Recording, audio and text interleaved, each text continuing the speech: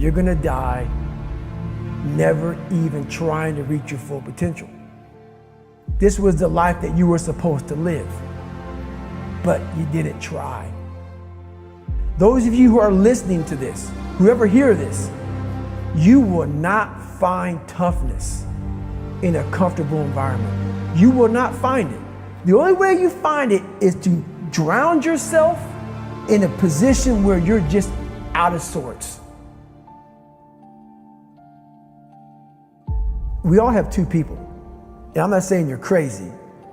We have the easy voice, which is that 20% telling yourself that I'm easy at 90% of my full potential, maybe 100% at that 20%. That's that voice that we all love. That's that very comfortable voice that's that mommy holding you saying it's gonna be okay. Doesn't care how good you are, just loves you. Just loves you no matter how messed up you are in life. This other voice that we walk very far away from is the voice saying, hey man, you ain't doing shit. So we try to get this voice out of our head completely. And we live over here in this lane. So what you have to do first is turn up this voice over here. The voice saying things to you that aren't nice. That it's in our head saying, you know what man, dude, you're not doing shit. And it's not putting yourself down. People take this the wrong way in this new society. I'm not saying to put yourself down. I'm saying listen to the truth. And the truth isn't in the 20%. The truth is in this other part of your brain saying, look man, you're wasting a bunch of percentage here. We have 80 more percent that we're not tapping into because in this other 80% is suffering, pain, failure,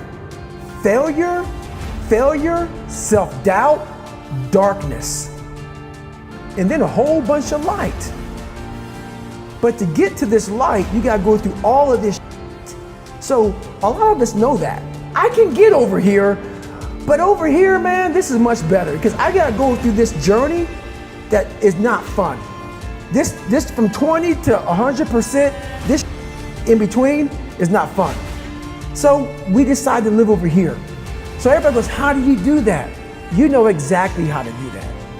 You know exactly, it's not a magic trick. There's nothing I talk about in that book that's a magic trick. It's all back down to a very primitive mindset of we just have to do. It's like breathing. Breathing becomes normal. Like we don't know that we're doing it. That's how you have to live your life. When that alarm clock goes off at 4 or 5 in the morning, your mind says no. You just say, this is what we do. It's what we do now. Because to get to where you want to go, the amount of pain involved, I'm not saying physical, I'm not saying you got to break yourself off. The amount of mental pain of how many times you're going to have to do something that you don't want to do to get to where you want to go is going to be, there's going to be more times you do something that you don't want to do than you are going to want to do it. And that's your new norm. That's your new norm. So then it's like breathing. And then once you do this over and over and over again, it becomes like breathing. I don't want to live this lifestyle, but to get to the other side of this, I have to. So if you really want it, you realize what trying is and what trying is not. You're not working your butt off hard enough. You're not trying hard enough. We all think we're trying hard, but what are you gauging that off of? I talked to this one kid the other day. College is kicking my ass. I said, what are you gauging that off of? I go, are you trying? He goes, yeah, I'm trying my ass off. I'm studying hard. I go, what are you gauging trying hard off of? Well, in high school, I didn't have to try at all. And I made great grades. In college, I'm trying hard. You're trying hard compared to what you did in high school, which was it came easy to you. So your reality is something you created off of something easy. So you trying hard is 2 hours of studying. I'm gonna tell you a difference in trying hard and trying hard. Trying hard is something in your mind just doesn't stop. Where you know 2 hours isn't enough. When I was 297 pounds and I was fat as hell trying to be a Navy SEAL, the scariest thing in the world to me, even to this day, was that could have been the rest of my life. I thought then I was trying hard. That's the scariest thing in the world. I thought then, 297 pound, working for Ecolab, spraying for cockroaches, making $1,000 a month. I thought that was me at my 100% potential. Come to find out, a few years later, I wasn't anywhere near that. 106 pounds less, graduated Navy SEAL training, went on to do all these other things.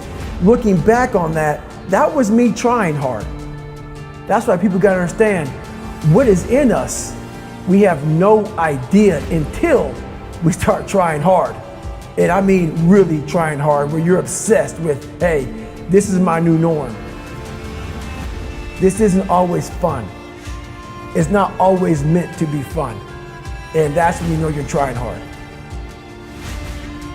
I have this haunting voice in the back of my head. A lot of us have it. We just ignore it. And it was there for years. So I knew in the back of my mind that I could pull off this whatever. Whatever I wanted, I knew I could. But I was afraid of the work, because I wasn't gifted with brains. I wasn't gifted with God-given talent as far as like athleticism.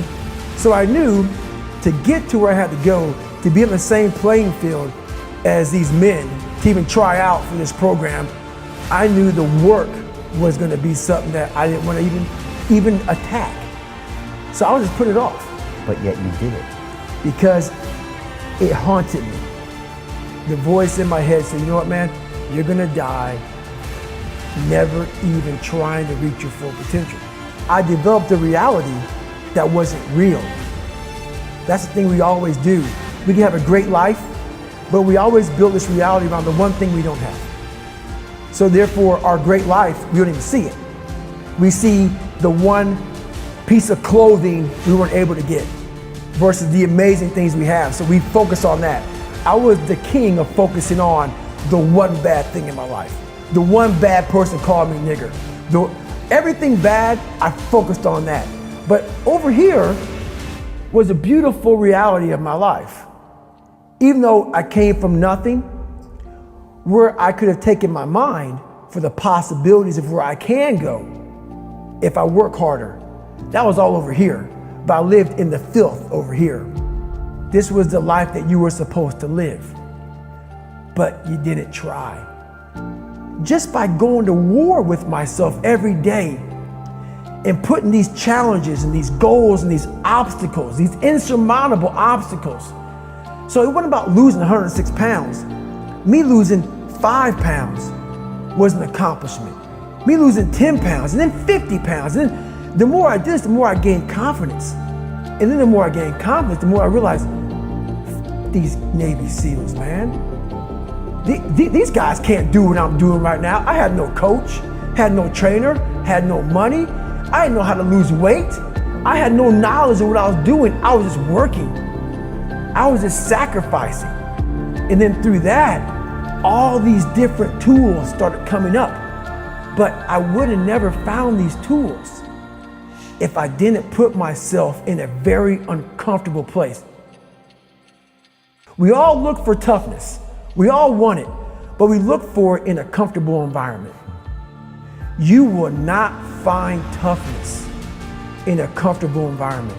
Those of you who are listening to this, whoever hear this, you will not find it. I was trying to look for it everywhere.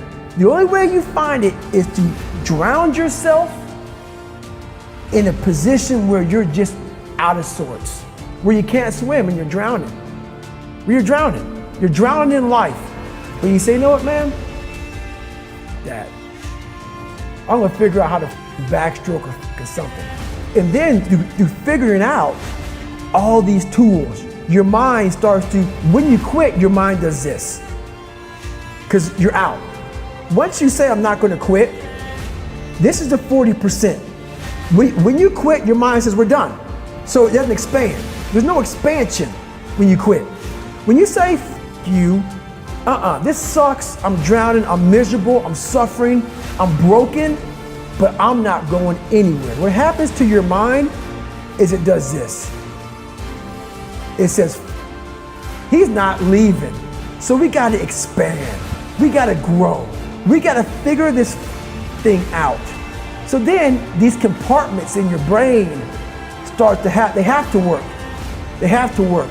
And then you start to engage parts of your mind that you never engaged before.